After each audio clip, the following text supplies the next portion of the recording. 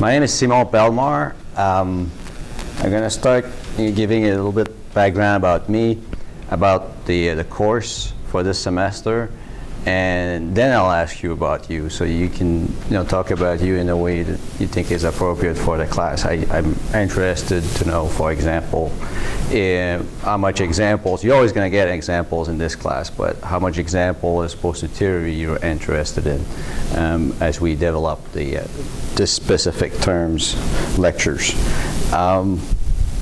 So I came from Canada 10.5 years ago. I did my PhD relatively quickly, and then I worked for a large consulting firm. I was the only metallurgist, so stuff came to my desk with me not knowing that much more about it than the person who was bringing it in at the beginning. But I got to understand and learn as I was working very practical aspects of welding, material selection, design for corrosion, design for strength. And in my practice nowadays, I do also a lot of failure analysis.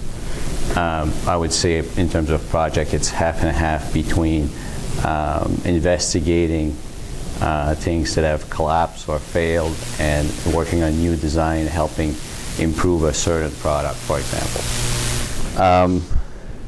I think that's what it is in a nutshell. I'm a lecturer at MIT. I've been more involved for the past 2 years. When I graduated, I disappeared, and now I'm coming back. I have an office in this building, just about here in the basement. I'm happy to meet anybody who wants to talk about the class or what they want to do, all sorts of things. It's my pleasure to be around here. I'm here more for the fun than as my main job. I have a consulting job that is what have me wake early or go to bed late at night, I guess. So enough about me. The class is being taught by Professor Eager, who has been in the material science department for a long time. I would say about 30 years. He was, and he still is, an expert in welding. He did a lot of research for the Navy and government research in general, and he has grown into doing more consulting work over time. So at this point in time, he has some MIT research, he has consulting work, and he teaches. So he's going to be here, I believe, on Thursday. So for today and tomorrow, I'm going to be lecturing, and we're going to sort of start the process. I don't want to move too fast, move too slow, and I'm going to try to figure out who knows what here to help with that. I'm happy to make it very complicated and understandable, but I like to make it understandable and useful for you guys. So the class has evolved. There's a fall semester, there's a spring semester. The course syllabus doesn't really apply too much. I make the joke to Professor Eager that this is Tom Eager's engineering class, because you get to see one thing at a certain term, and you're not going to see it live the next term or the next year. But we have a lot of online modules, and I'll try to guide you. The website is actually pretty good right now. You have the address right here. It's on the syllabus, but it's also on today's lecture notes about where you can find videos of previous years that have different topics, and we go through all that. You can think of this as this class. The way I think of it is we try to talk to you about most engineering and science aspect of trying to pick a material, specify a material, analyze a material for a structural application. So we're not really going to go into optical properties or biomaterials too much, but we will cover a lot of processes, joining methods, and try to give you. It's very hard to transfer experience, because you get your experience when you start making mistakes and struggle with things. But I think there's still some aspects that we can give you enough so you know at least what's out there. And that's something that I've always found very helpful. Even if I don't know how to do something, I know there's a solution, and I can sometimes put a name to it. And then I find out later if that's the case that applies. So this specific semester, when I say the class is for this term, Professor Eager is going to talk about welding and joining. He said it was going to be about 12 lectures, live lectures. And I will be talking about material selections, which to some extent include joining, because some materials are great, but if you can't put them together and maintain the strength, if you need to have joint in your design, then those candidates go away. So when we decide a material for a given application, there are a lot of parameters that we're taking into account, and we'll go through practical examples of that. So that will officially start tomorrow. Today I'm not going to dance around, but I'm more or less going to be introducing different things and not being too specific about one.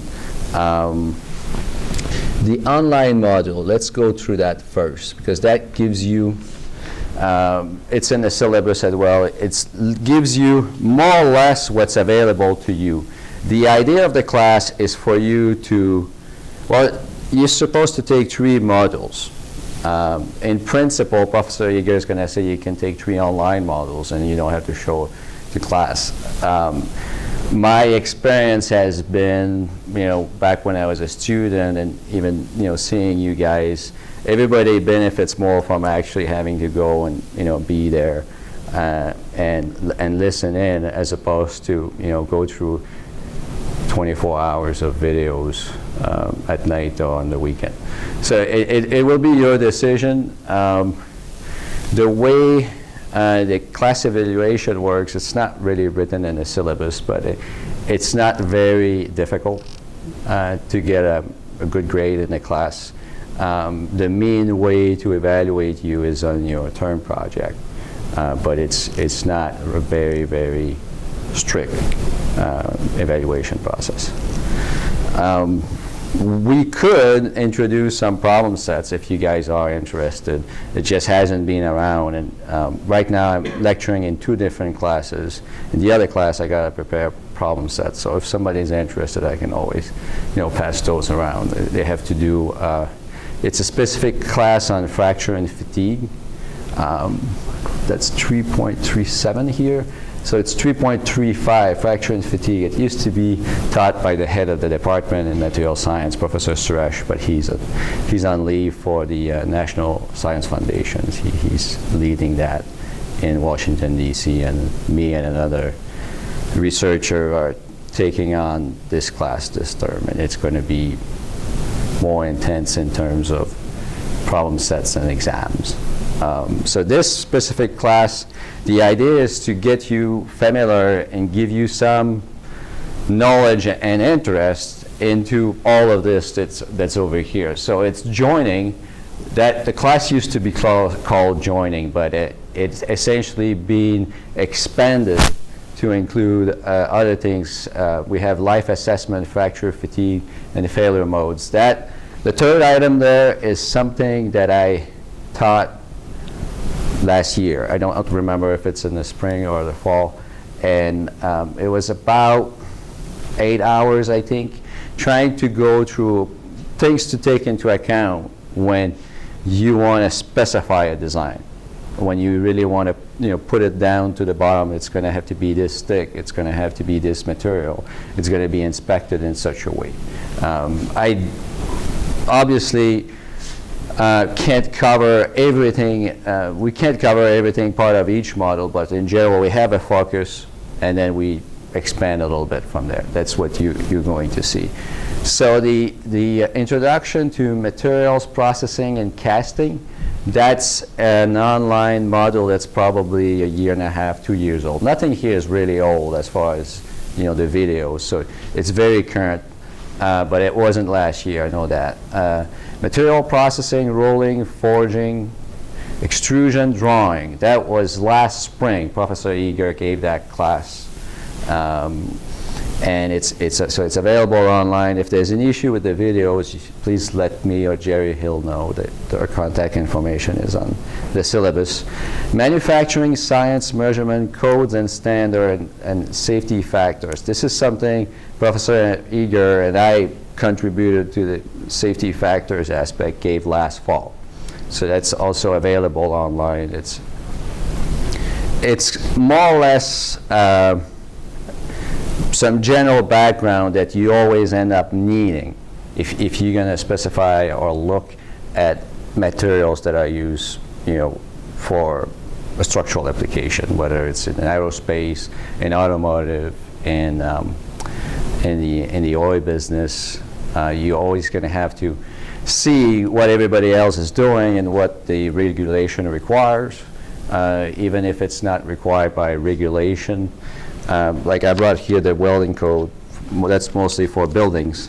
This is not required by law, this whole thing, but it's very helpful because it essentially brings in a lot of experience from people that have been designing, building, and sometimes picking up structures that were or were not sufficiently strong.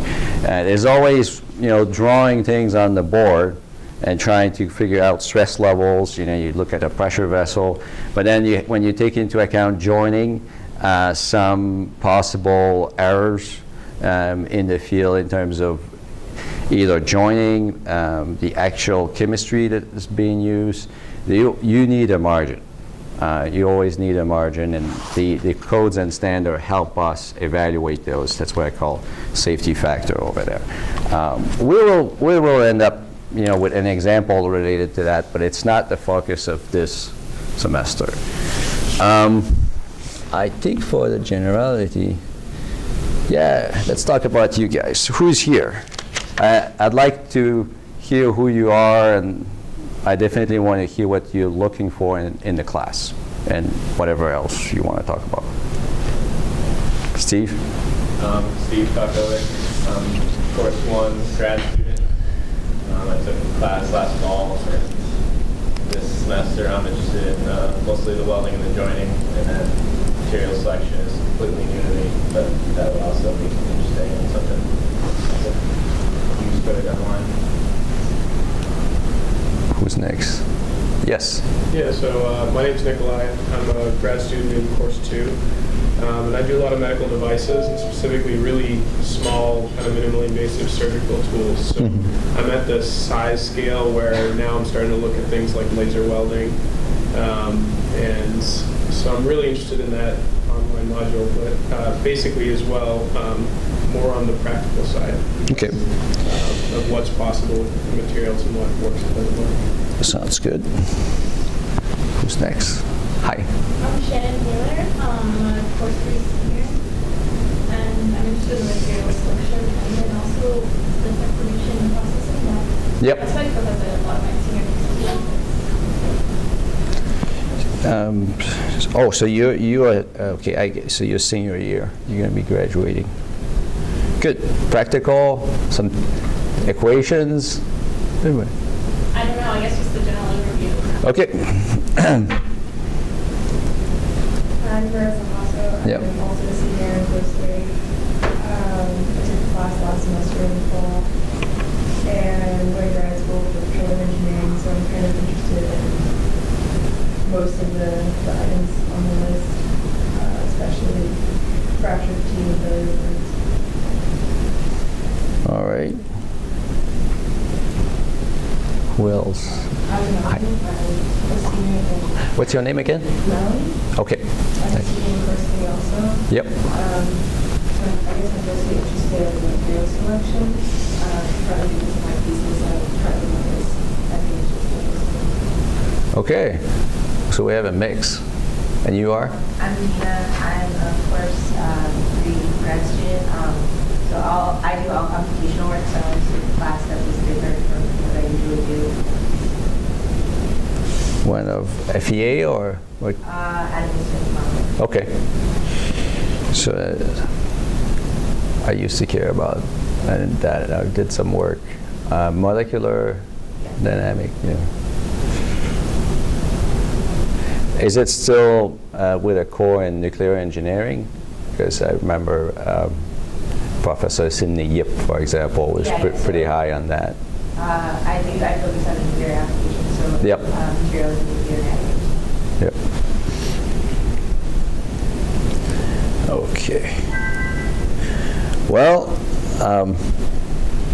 welcome. In terms of, is that really true? That's not good, guys. I need a, where do I have one in there? Most of what we're going to talk about is not visual and in today's notes anyway. So there's basic concepts.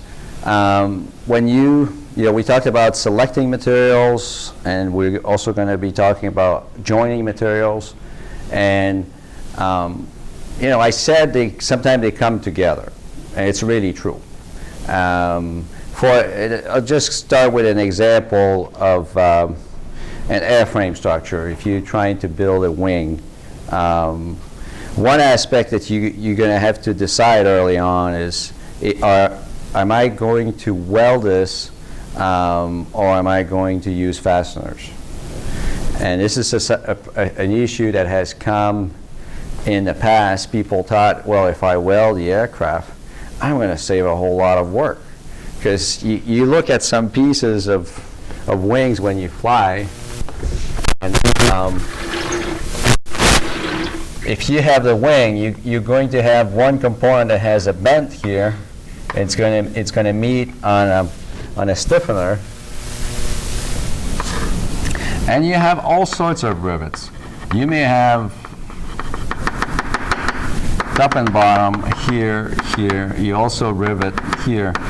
You may end up with about up to 500-600 rivets just to hold a piece, and it's expensive to do. One of the reasons we're doing it is for aluminum. If we weld it, you reduce the strength in fatigue by approximately a factor of 3. It's not insignificant. It's a very sharp decrease in strength. What happens is most aluminum have a heat treatment that increases the yield strength, the strain hardening, and all that. But when you heat it up and you go through a fusion welding process, it's a little bit like annealing. It brings everything back very soft, and then you cool it down, and you don't have the precipitate, you don't have anything, any cold work, anything that you may have put into the aluminum. It's all gone. So if you look at some 2000 series aluminum, you can have a yield of about 45 KSI, and I personally measured yield strength of the order of 13 in the heat affected zone of those alloys. It doesn't mean we don't do welding of aluminum, but when we do, it's trying to think into how are we going to localize this process? How are we going to take the stresses in the part in an area that doesn't have weld? Because otherwise you're just wasting material. If you're going to say, okay, I need this to be this thick because I have this weld here in tension. So if I have a member in tension like this on the wing, and I throw a weld across it, I'm divided by 3 my allowable stress, and therefore I just really shouldn't do it. I should use a lower strain alloy that is actually able to handle the fusion welding, and that's steel. So steel is not as susceptible to this knockdown factor. There is a knockdown factor for fatigue. There's not that much knockdown factor for the yield strain and the ultimate strain from welding. So going back to our aircraft wing here, well, if it's really in tension, maybe we want to weld steel. I'm trying to go through the ideas that we could have, and yeah, I guess you could do that, but for that particular component, now the issue is you don't have redundancy. The advantage of the rivets is that if you have one crack that started as this rivet, and we actually looked at that in the fall, we had a client that brought us a piece. There was a stiffener and it had a bunch of broken rivet. They wanted to know what happened. Well, in that case, they had to do repairs and they didn't put the right size hole with the right size rivets, so it got loose again. But it's things that do happen, and it's by having what we also call a damage tolerant structure that you can take abuse. You can take cracks without a problem. If it was a weld all the way through, we'll start cracking, say, from both sides, and it may grow fast and result in an overall failure of the assembly, as opposed to being a local failure. So it's not the only reason, but essentially because of the redundancy aspect that you need for an aircraft wing, you pretty much eliminate welding. So the fact that aluminum is not as good for welding doesn't come into the material selection for that specific wing. It will come for a lot of other structures, because a lot of times you don't want to go through the process of trying to maintain the yield strength and the strength of aluminum by putting rivets instead of welding it. It's too expensive. So the aircraft wing is one example where you can actually do it without having too much issue, without having to think about, well, if I have a defect, even to begin with, I forget to put a rivet. Is that going to be a problem? Probably not. And you'll trace it down the road. There are inspections. There are places in the wings that can't be inspected. In those areas, typically the loads are reduced, so you don't really expect a failure. But that piece I got in the fall was in those areas. They couldn't see it until it completely passed through the diaphragm. There was a diaphragm that was completely hidden, was completely cracked too, and then when they got to the next step, they say, oh, and say they wanted to know what happened, because if it was every single aircraft that was going to have this problem, now you want to find a way to inspect it. You need to open up one of those little panels, not the big ones, but a small one that maybe have 25 rivets, to see what's happening at specific intervals in time. But the conclusion really was that it was related to a repair. And why they had to do this repair, that I don't remember. If it was a repair because of load, then yeah, they end up having to inspect regularly those components. So just trying to build on that here. So we talked about putting a transverse weld and saying, oh, that's really not what I want to do, because I'm reducing the strength. So instead of me just going through some very general concept, have you heard of gusset plates? Yeah? Okay, well, I'm not even going to try to draw it then, but I'll explain it. So say I have a 1/2-inch thick plate of aluminum, and I make a notch in the end of the tube. So the way I'll notch it, if this is my tube, I'll come, say, right here and right here. So this goes away. This ends here. So you can essentially slide in a plate that's going to allow you to be at an offset. So on a side view, and you probably have seen this on some, we use that a lot on telescope structures. So you end up with a tube like this. You have the gusset plate around it. That's a flat plate, that's a tube. And you weld it right here. And if your load is in tension and compression, now your welds don't really have a risk for fatigue, because they're not in tension. They're not subject to this aspect here. So even space shuttles, radio telescope, things that needs to be light and big needs to resist tension and buckling. And the buckling aspect is why we use a lot of these tubes for it. And I think you could pretty much watch any movie of something landing on the, if it's done properly, it has this type of system where you transfer the load from one component to the other in shear, as opposed to doing it in tension. If you had steel, and this was, say, a car, where you don't want things to fall apart, but it's okay if things stretch, and that if you go up, if you overload a car, like in a crash, what you want is to fold and absorb energy. You're not expecting it to survive that 100,000 times. Those members here, if you're working on a structure that keeps rotating back and forth or is subjected to vibration, you need to make sure you're not going to have a tension that will start if I had decided to put two tubes together, which I've seen, because you save some material. But now you're at the mercy. If I try to do, say, a corner joint like this,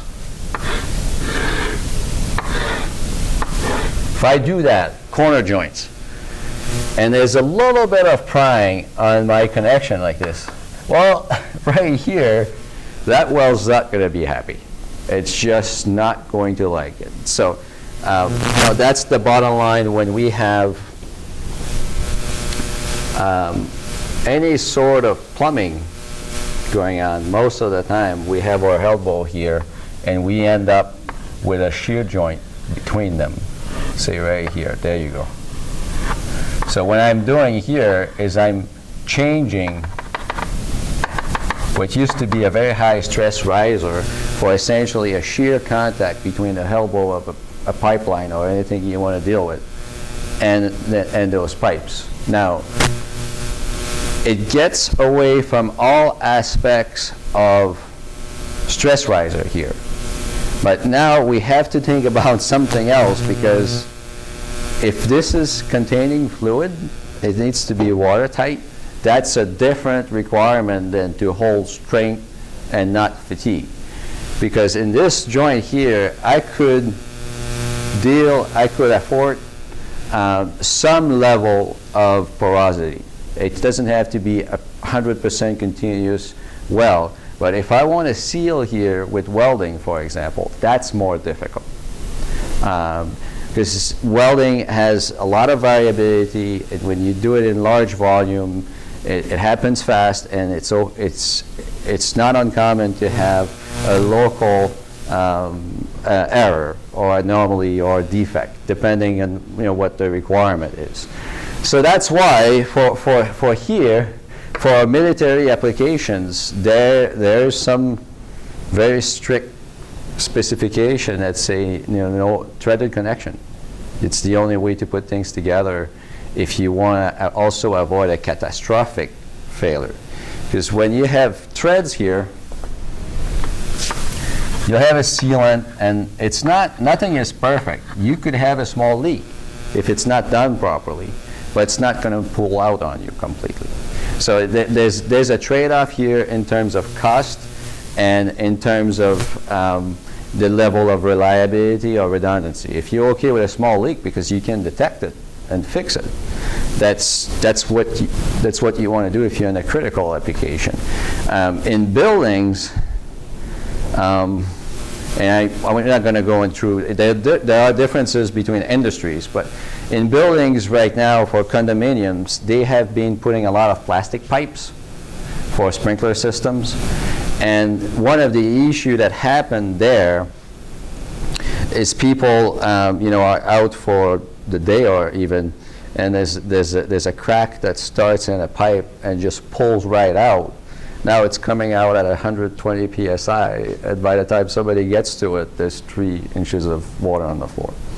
And then by the time somebody picks it up, it's gone to the neighbor and the next neighbor. And if it's a fancy area, you wish you had something to control the leak, so it's actually a small leak as opposed to this massive flooding.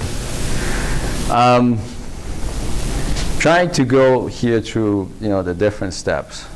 I think what I'll do, this is pretty much, and so when you have a plastic, so now if we have a plastic connection right here,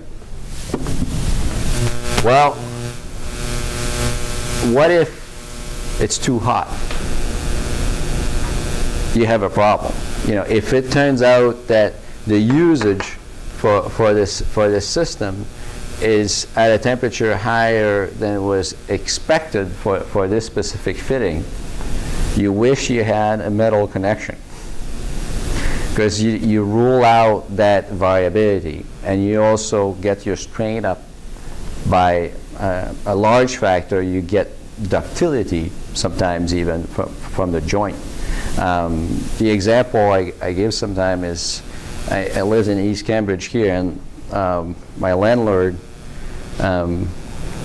had this setup where everything for washer dryer was more or less on a porch. It was insulated, but it was on a porch. And it worked fine from all I know. I was there 4 years. It's only on the 3rd year that I came home one day. I was just jetting right through the door, and getting through the seat, the seals and everything. And I looked at it. The plastic, the copper pipe had become so big that this was not the first time it froze at that location. But if it grows 4% each time, at the end of the day, you have a problem. If it's going to be after 5 years, 8 years, who knows? But it's something that even myself knew. But what are we going to do? A lot of time I was cracking the door a little bit to get some heat in there when I wanted to run the dishwasher, not the dishwasher, the laundry. So if you try to do that with a plastic pipe, a lot of times it will give on you. Not the very flexible PEX tubing we call, but if you look into a more rigid plastic, it's not going to like this 4% stretch experiment. Because just the way it's assembled, it's got some solvent cement. There's a lot that goes into it. So that's, I think, our random walk for today. Now, this is what Professor Eager is going to talk about, and I'm going to give just a very brief overview from what I've known. I was working for Cold Welding on a project. They replaced a system that essentially was all refractories for a chemical processing plant. They were running hydrochloric acid and other chemicals at high temperature, and they couldn't use steel, they couldn't use stainless steel. They were sort of running out of idea about what to use. There's this special vendor that came with a tantalum coated vessel. So his idea was, I can't make it all out of tantalum because it's going to be too expensive. I think it was about $600 a pound, the cost of tantalum. So they would line it with something that, if I remember, was about 20 mils, so 0.02 inches. That's all you had of tantalum. And then you had this massive, because it was under pressure, so you need a lot of steel to sustain it. Maybe 3/4, 1 inch thick piece of steel that was behind it. They got this in service, and a couple months after running this is a big silicon factory plant, and they didn't have a backup. So when they started detecting leak, because it's a chemical, they had to shut down the process of making silicon. That's a newer area. GE Silicon that was sold to, yeah. Anyway, what happened at that point is they had somebody making a little bit of repairs, because the way they were building this was all off. Say they had a 3/4 inch piece of steel. The way they did is they were explosion bonding a piece of tantalum at various locations. Say we put a joint here too. So Explosion bonding essentially means you clean the two surfaces and you come with high energy and you slam the tantalum onto the surface of the steel and it mechanically interlocks into it. And that's your joint. That's how you create that interface here. A lot of times what happens is you'll have some movement in shear with a lot of pressure, and that's how you end up getting some grip between the two metals. But so, and that was fine. No problem with the cold welding here, but they had to connect these pieces together by fusion welding. And in the shop, they didn't do a perfect job. And if you ask somebody to come in the field with a little torch in the dark, in confined space, all of that, to fix what the guys couldn't do in the shop, it just turned into a nightmare. So they had the guy coming 3 or 4 times. They had to shut down 3 or 4 times before they decided that that vessel was gone. They were going to put what they had before. So to some extent, it's an example where you think you have it. You think you've gone through all the process. You're okay with spending the money on the tantalum. You've worked this process of welding right here. But you more or less forgot about the other one there. It's doable. It's possible. It's essentially a TIG welding that you have to do between the two pieces of tantalum.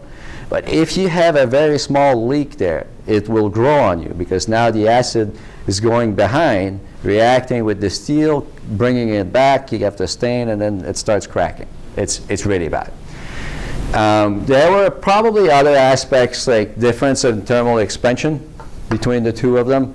Even if it's small, if you create essentially a stretch where you have your welder joint, it wants to open up because it's thinner. Well, that's great, but it's also not the most ductile part. So the only way in a system like this, if you want to make this work, you need to make sure your weld is not going to be the stretch point for the whole system.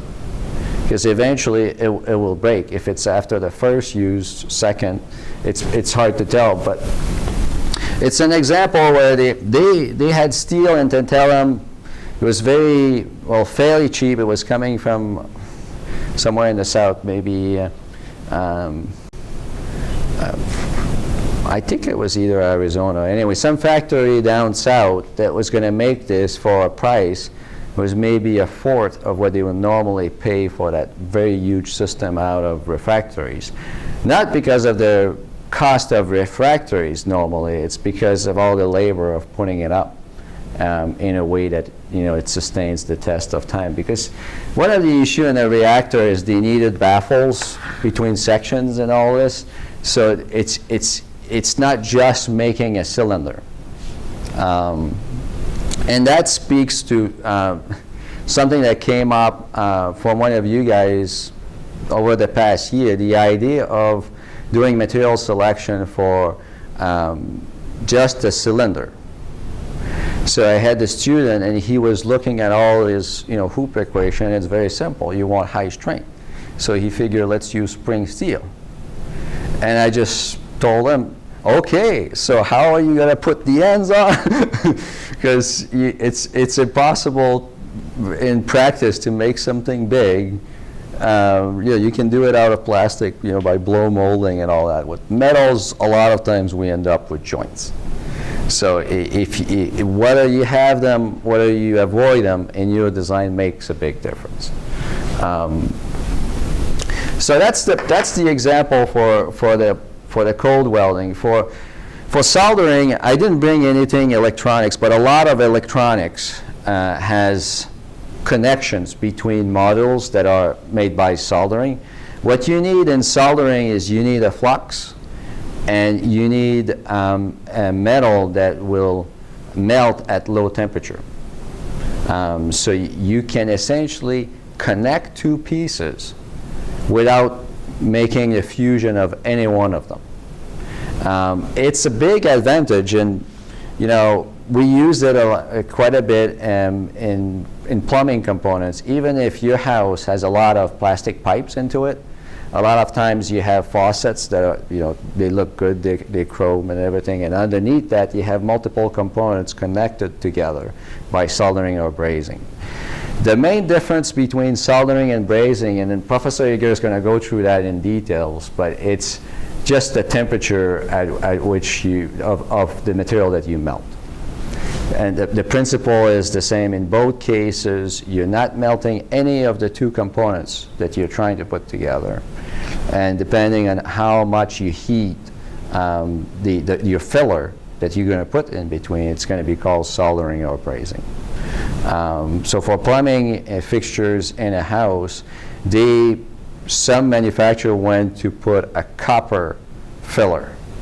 So there's no claim or issue with whether it's creating a galvanic effect, a dissimilar metal, whether it was a problem or not, or contamination, anything. They just decided, if it's not going to cost that much more to just make it out of the same, more or less, metal, we're going to do it. Now, it's still not what happens if you have some sections of pipe made out of copper in a residence or in commercial application. Most of the time, it will be a solder that's used, and it's done at cold temperature. It needs very good cleaning of the surface. The adhesive bonding, let me go back to this here, because I thought we had this joint that we were making and we were welding it. These very large structures that are made out of tubings and gusset plates, every once in a while you have to put them up 100 and 100 of feet high, and it's possible, say you assemble it by segments as you go up, that when you get to the very end, it's not going to match perfectly. So you need some models that are going to be adjustable. And one system that I worked on a radio telescope, we had 8 connections that were going up without any weld on it. And turns out nobody wanted to weld there. And it was going to be difficult and risky. And it was also, at that point, already in a ditch where you have other materials. So, sparks and everything could be a problem. People didn't believe in a bolted connection, and probably I would have done a bolted connection, but I was not in charge. So we had to do essentially a lap joint with epoxy in there. And that requires a very good preparation of the surfaces. So what I requested was a preparation of the surfaces before installation. They were masking it and then taking it off to make the joint when it was out in the field. It really sort of worked out, but when they were asking me, so what's going to happen in 20 years, I said, well, there's going to be some UV radiation. It's going to become a little more brittle. It's not going to be as good as it was to begin with. That's all there is to it. And at some point, I believe I essentially convinced in the new design to have some bolts too. You can use both. You put the bolts, and if you preload the bolts, you can have a connection that's actually not going to slip, so you can't tell the difference. And weight was not so much of any issue, but when we're talking about adhesion bonding, it was very difficult. It took me a couple days to put up a specific protocol for doing that welding there, that joining, because you had to heat up the surfaces, solvent clean, and make sure it cures before you let it cool again. It was very cold outside. A lot of work for what it was worth in the end, but it's something that does happen, that you'll have to do things. It's used in aircrafts a lot, but they have the systems to do it, and it's kind of it's a repair. It's not the original erection, so you're not expecting 20 years out of it. So that'd be it for today, and tomorrow we'll try to start on time, both from me and a few of you. Thank you.